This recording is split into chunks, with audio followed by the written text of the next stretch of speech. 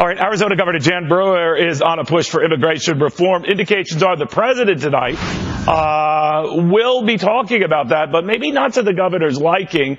The governor already took an aerial tour of the Arizona border earlier today. She joins you right now. Governor, as you know, many argue the president is in stages and will do so in a big way tonight, setting the stage for what would amount to amnesty for those who are here illegally. What do you make of that? Well, Neil, thanks for having me on. Thank I you. did just get back from the border today and met with the ranchers and the Border Patrol and the National Guard and took an aerial tour. Bottom line is that I want to hear tonight that he will promise the people of the United States that he will secure the borders before he moves forward with any type of immigration reform. It just has to be done. The people are still living in danger down there, dealing with the drug cartels. We simply have to have our borders secured. And tonight, I'm hopeful. You know, Marco Rubio is delivering the Republican response, Governor, as I'm sure you're aware, and he's, as a Latino himself, he's under this sort of delicate balancing act of not trying to sound too mean or too abrupt and still recognize the fact this country has laws and there are procedures for becoming a United States citizen. What do you want to hear out of Marco Rubio? Because the fear is that Republicans are losing Latino voters in droves here and that this issue is one of the reasons why. What do you think? Well, you know, I'm very grateful to Senator Rubio. I admire him, and I'm glad that he's taking a position on this immigration issue.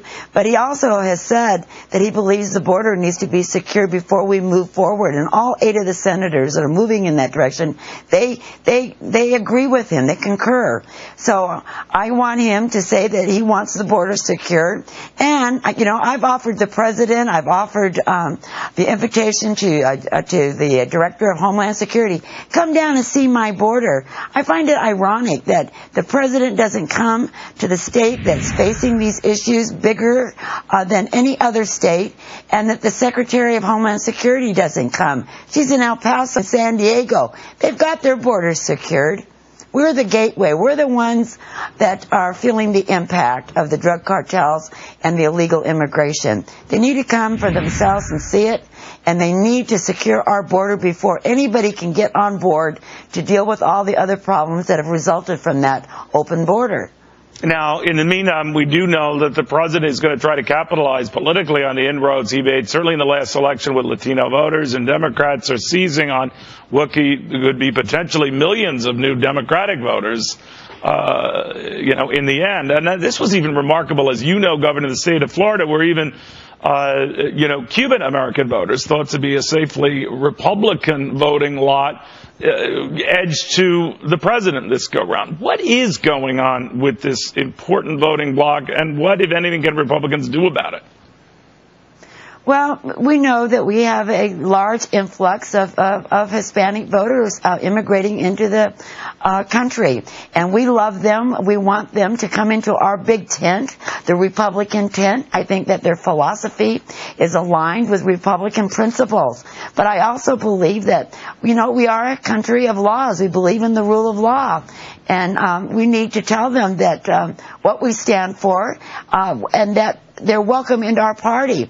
But we need our borders secured. We just simply cannot allow the open borders to continue in the fashion that it's been going on with for years. And before we move forward to address the issue of the dreamers, we need to be sure that our borders are secured. We've been down this path.